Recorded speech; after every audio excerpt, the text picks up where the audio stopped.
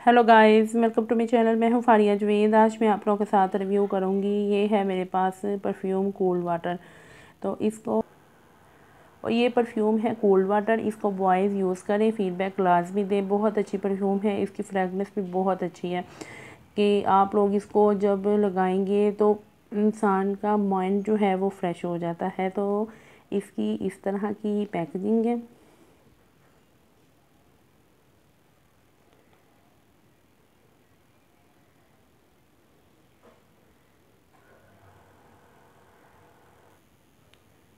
और इस तरह की इसकी पैकेजिंग है और इस तरह की ये बोतल होती है जिसमें ये परफ्यूम है।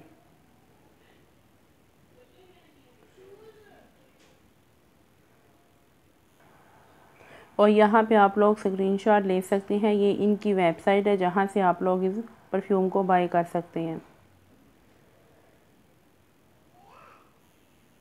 और इसको यूज़ करें, फीडबैक दें। वीडियो अच्छी लगी है लाइक और शेयर कर दें, मेरे चैनल को सब्सक्राइब कर दें।